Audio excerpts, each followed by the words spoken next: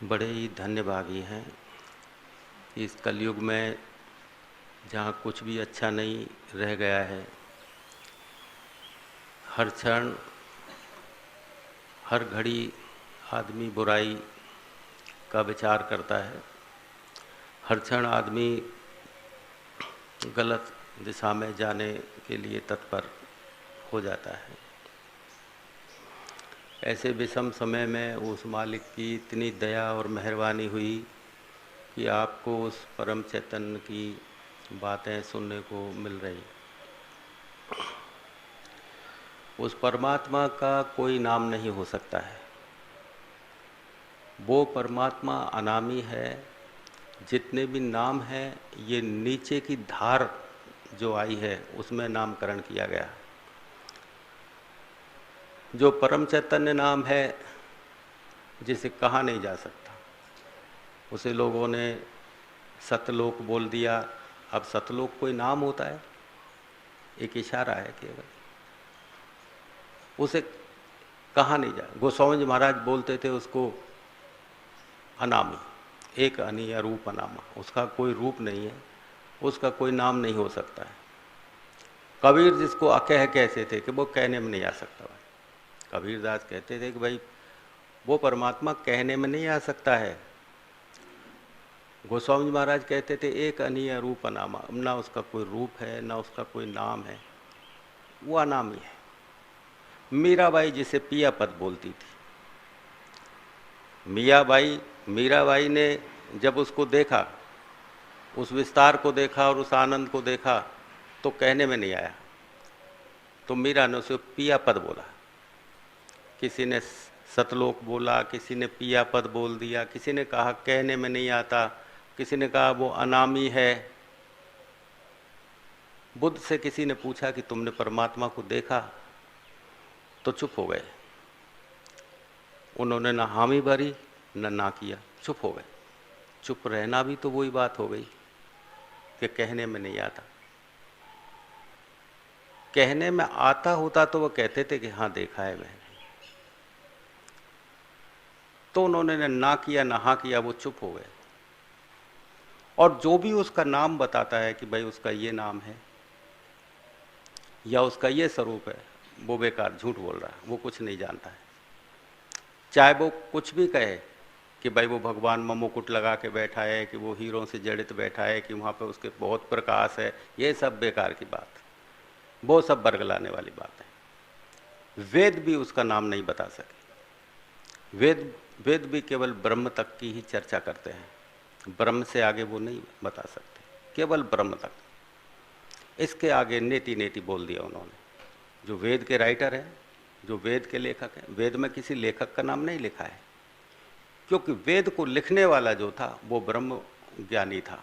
वो ज्ञानी जो था, तो वो बहुत सारे ज्ञानियों ने उनमें जो बातें लिखी हैं तो नाम नहीं लिखे, क्योंकि नाम से एक इशारा हो जाता है, नाम से पता लगता है कि उन्होंने नाम नहीं लिखा। तो वेद में केवल ब्रह्म तक की चर्चा है। ब्रह्म से आगे उन्होंने कह दिया नेति नेति कि भाई अब इससे आगे संत जाने। संत की गति अथाह होती है। संत जो जाने, लेखन में सिर्फ इतना आ सकता है। तो वेद में ब्रह्म का एक स्वरूप बता दिया कि भाई उगते हुए सूरज की तरह, गेरुआ रंग के जैसे। तो उसके प्रतीक के रूप में हनुमान जी को जैसे अपन गेरुआ रंग चढ़ाते हैं, तो परमात्मा ब्रह्म का एक प्रतीक रूप में चढ़ाते हैं। बाकी हनुमान जी किसी रंग के गुलाम नहीं हो सकते हैं, कि गुलामी से बाहर निकले हुई अवस्था है उनकी, लेकिन हम उसके प्रतीक के रूप में, ब्रह्म के प्रतीक के रूप में हम उनके लिए इस रंग को स्वीकार करते हैं। लाल रंग है, जैसे ये अपन रोली है या इस तरह का जो कलर है, वो इस कलर को प्रतीक रूप में मानते हैं कि ये प्रतीक है ब्रह्म का। रोली भी लाल होती है, उगता हुआ सूरज, इस तरह के प्रतीक बनाए। तो ब्रह्म तक की चर्चा, ब्रह्म तक के बारे में इसलिए बताया जा सकता है क्योंकि वहाँ तक मन रहता है साथ में, वहाँ तक मन साथ में है। और जब मन साथ में है तो निरूपण किया जा सकता है, पहचाना जा सकता है, देखा जा सकता है, बताया जा सकता है। तो जहाँ तक मन है, बुद्धि काम करती है, वहाँ तक की अवस्थाएं तुमको पता है। तो सबसे बड़ी बात यह है कि जो एक बड़ा चैतन्य है, जिसे सतपुरुष बोलते हैं, सतलोक बोलते हैं, जिसे कुछ नाम दिया नहीं जा सकता, वहाँ से कोई धार चलती है इस तरह, तो वो धार आती है नीचे, तो वो अवस्थाएं हैं, उसको महाकाल बोला जाता है। उसकी इस तरह की रूपरेखा है कि जिसे कहा नहीं जा सकता, जैसे भंवर पड़े सागर में, इस तरह की। तो उससे नीचे फिर पार ब्रह्म, उससे नीचे उतारा तो वो ब्रह्म, और इससे नीचे निरंजन लोक, और फिर ये मृत्यु लोक। इस तरह से अलग अलग जो है ये अवस्थाएं हैं साधकों की। ये साधक अपनी चेतना में इसको प्राप्त करते हैं। तो नीचे जब ये धार उतर के आती है, तो नीचे निरंजन लोक में आकर के ये धार 3 टुकड़ों में बट जाती है। और ये 3 टुकड़ों में बटने के बाद में इनका नाम करना जरूरी था, क्यों? आदमी को तो बिना नाम के कुछ समझ में नहीं आता है। वहाँ ऐसा नहीं होता है कि कोई बोर्ड टकरे हों स्टेशनों के कि भाई ये ब्रह्मलोक का बोर्ड टकरा है, ये पार ब्रह्म का बोर्ड टकरा है, या ये महाकाल का ये बोर्ड टकरा है। ये बोर्ड नहीं है, ये तो जिन्होंने अवस्थाओं को जाना, तो लोगों को बताने के लिए नाम रखे इन्होंने कि भाई इनका नाम नहीं रखेंगे तो समझाएंगे कैसे। तो वो जो 3 धार नीचे, वो ज्योति निरंजन की 3 धार जो नीचे आई, तो उनका जो नामकरण किया तो ब्रह्मा, विष्णु और महेश। ऐसा नहीं है कि तुम साधना में चलो ऊपर तो ये 3 देवता तुमको मिलेंगे। ये साधक बहुत ऊपर अवस्था में पहुंच गए हैं, जिनको केवल धार का अनुभव होता है कि ये काले रंग की एक धार है, कोई एक सफ़ेद रंग की धार है, एक कोई गुलाबी रंग की कोई धार है। तो वो धार है, उसके नामकरण कर दिए। और ये तुम देखना कि काले रंग का मतलब होता है शंकर, और गुलाबी रंग का मतलब होता है विष्णु, और सफ़ेद रंग को हमने ब्रह्मा में प्रतीत किया है। तुम देखो ये 3 रंग के देवता अलग अलग रंगों में नहीं, सफ़ेद रंग के ब्रह्मा नहीं बनाए, काले रंग के महादेव जी नहीं बनाए, गुलाबी रंग के हम जो विष्णु नहीं बनाए। ये 3 धारों का प्रतीक है। हमने अलग अलग रंगों को बनाया, हमने उनकी मूर्ति इसलिए बनाई क्योंकि प्रतीक जरूर चाहिए इस पृथ्वी लोक में। बिना प्रतीक के कुछ समझ नहीं पड़ता है, प्रतीक बनाना पड़ता है। कैसे समझाएंगे हम तुम्हें, कैसे बताएंगे, कैसे तुम्हें प्रतीत होगी कोई चीज़? तो नाम लिखना पड़ता है, नाम। और ये 3 चीज़ें प्रत्येक वस्तु के अंदर मौजूद हैं, ये 3 तत्व प्रत्येक वस्तु में मौजूद हैं। प्रत्येक, तुम यदि किसी भी वस्तु को तोड़ोगे तो उसमें इलेक्ट्रॉन, न्यूट्रॉन और प्रोटॉन, ये विज्ञान ने भी खोजी है इस चीज़ को कि 3 तरह की शक्ति प्रत्येक परमाणु अणु में पाई जाती है। ये 3 शक्ति का मतलब हमने ब्रह्मा, विष्णु, महेश ये नाम लिख दिया, नामकरण किया है, और इससे ज़्यादा कुछ भी नहीं है। ये वेदों में, शास्त्रों में जो ये नाम दिए हैं, ये इसीलिए दिए हैं इन धारों को समझाने के लिए कि ये जो धार ऊपर से चली सतलोक से और नीचे कहाँ आके रुकी, ये महाकाल, इसके बाद पार ब्रह्म, और इसके बाद ब्रह्म, और इसके बाद निरंजन लोक, और इसके बाद ये मृत्यु लोक। इस तरह से मृत्यु लोक में ये धार 3 टुकड़ों में बट गई। तो ये नाम जो ब्रह्म है या पार ब्रह्म है, ये नाम ही है केवल, ये अवस्थाएं हैं साधक की। जब तुम चलोगे तो इस चीज़ का पता लगेगा, इससे पहले कोई पता नहीं लगता। हम उस परमात्मा को महान कह सकते हैं, क्योंकि महान का मतलब क्या है? महान का मतलब भी कोई नाम नहीं है। महान का मतलब नाम नहीं है, एक इशारा है। महान, महान कोई नाम होता है क्या? हम उसको ग्रेट कह सकते हैं, महान कह सकते हैं। परमात्मा को कहते हैं भाई वो बड़ा महान है, तो महान का मतलब क्या है कि कहने में नहीं आ रहा हमें कुछ, यही होता है महान का मतलब। महान का मतलब क्या होता है कि वो कहने में नहीं आता है। महान का मतलब ये है, वो अनामी है, वो कहने में नहीं आता। तो कबीर का मतलब भी क्या होता है? महान, ये अरबी शब्द है। कबीर का मतलब कोई, हम जैसे राम शब्द है, राम शब्दों का वेदों में जिक्र है पहले से। राम शब्द वशिष्ठ जी ने जो दशरथ जी के पुत्र, बड़े पुत्र थे, उनका नाम जो रखा था ना राम, वो वैसे ही नहीं रखा था वेदों, क्योंकि पंडित जो होते हैं वो वेदों में से देख करके नाम रखते थे। पहले वशिष्ठ जी बड़े पंडित थे, कुल गुरु थे, तो वो वेदों में पहले था नाम राम, तो उसमें देख के उनका नाम राम रखा था। ऐसे ही कबीरदास का नाम भी शास्त्रों में से देख करके लिखा था। राम का मतलब क्या था है? समस्त में जो रमा हुआ है वो है राम। कबीर का मतलब क्या होता है? महान। तो कबीर कोई नाम नहीं है, और महान शब्द को कबीरदास को दिया गया कि भाई ये एक ऐसा बच्चा है जो पाया गया है, इसके माँ बाप का पता नहीं है, तो उसके प्रति सहानुभूति होती है लोगों की कि भाई जिसके पीछे ज़्यादा सहानुभूति हो तो उसको कोई भगवान का इनाम दिया जाता है। तो शास्त्रों में देखा कि भाई मुस्लिम लोग दंपत्ति ने उन्होंने पाला था, तो वो दंपत्ति मस्जिद में ही जाकर के नामकरण करवाते हैं। तो उन शास्त्रों में देखा तो कबीर का मतलब महान था, तो वो शब्द दे दिया। जैसे राम का नाम शास्त्रों में देखा, बड़ा से बड़ा नाम राम पाया गया, तो वशिष्ठ जी ने राम नाम दे दिया। ऐसे ही कबीरदास भी पाए थे जंगल में, और उनके माँ बाप का पता नहीं था, तो वो मौलवियों ने उनका नाम, बड़े से बड़ा नाम कबीर रख दिया। तो कबीर का मतलब कोई नाम नहीं होता है, वो महान का इशारा। और राम का मतलब कोई नाम नहीं होता, राम तो एक रमी हुई चेतना का नाम है, लेकिन वो इशारे के तौर पर होता है। तो इस तरह से वो जो धार है वो नीचे आई, और ये जो नीचे धार है पहली ब्रह्म वाली जो धार है वो जन्म का काम करती है,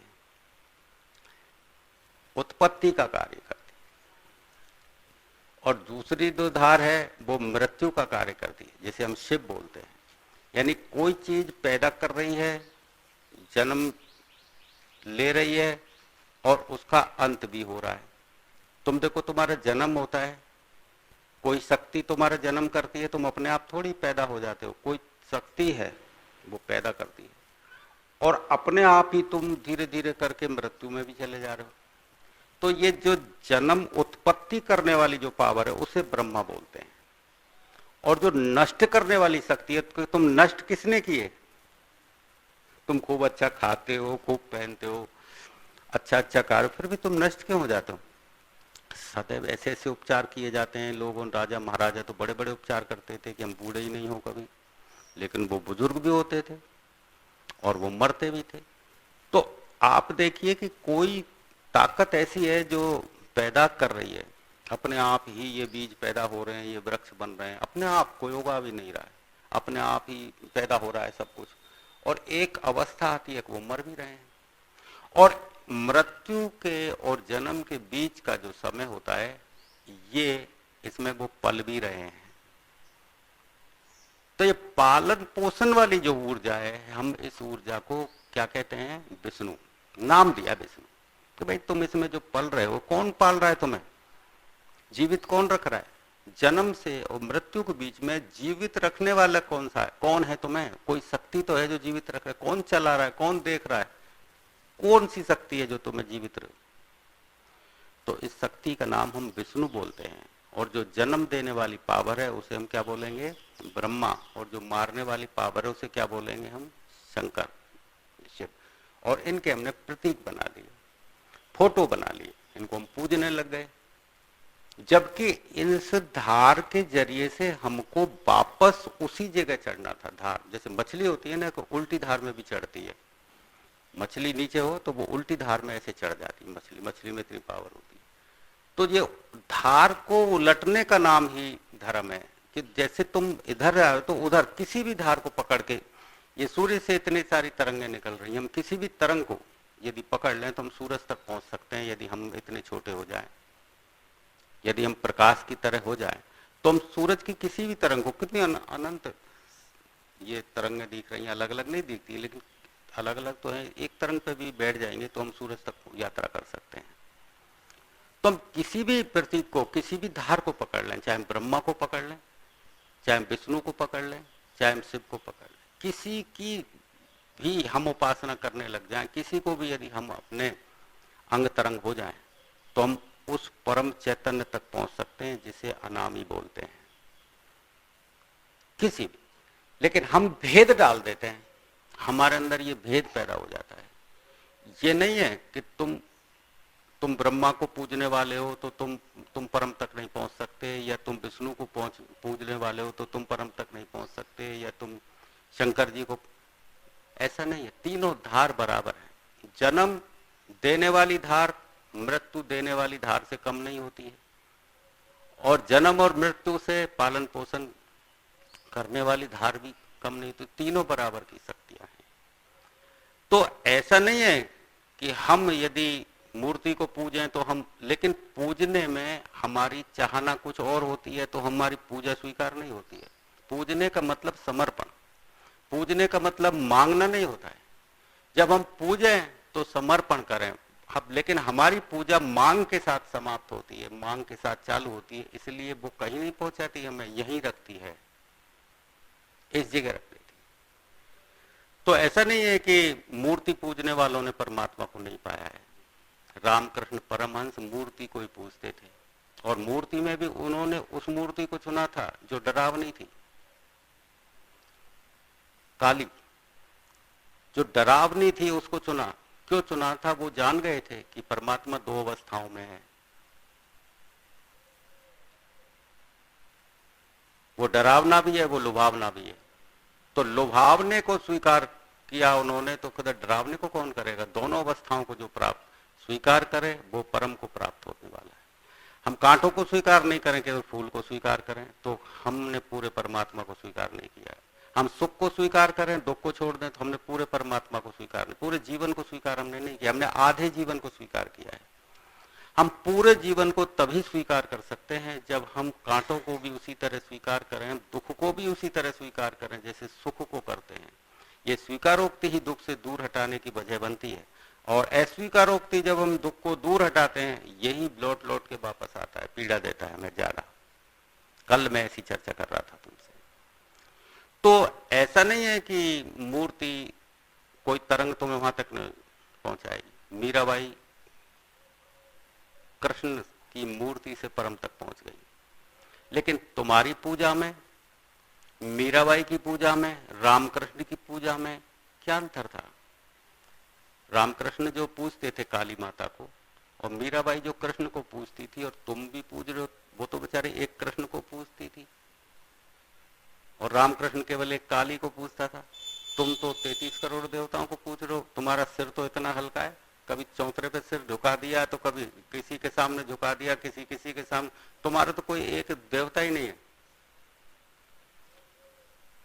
क्योंकि मतलब जो है, स्वार्थ जो है ना, वो सिर की कीमत ही नहीं समझने देता। स्वार्थ सिद्ध जहां से हो जाता है वो सिर वहीं झुक जाता है। स्वार्थ सिर की कीमत को गंवा देता है, और समर्पण सिर की कीमत को समझता है।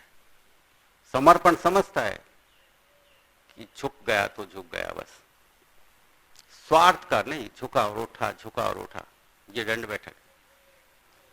तो मीराबाई ने जो सिर झुकाया था एक के आगे, तो उसने तो, उसके सिर में तो क्या था कि उसने पिया पद पा लिया।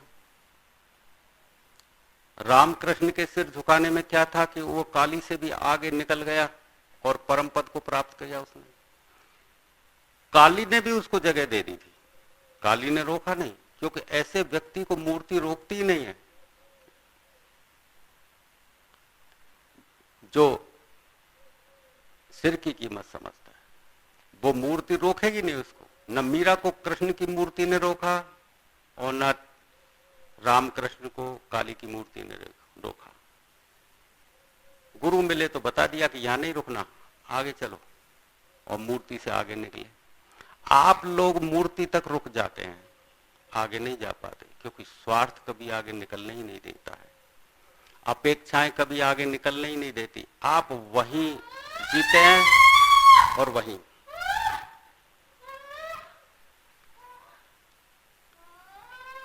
असली जो है चेतना,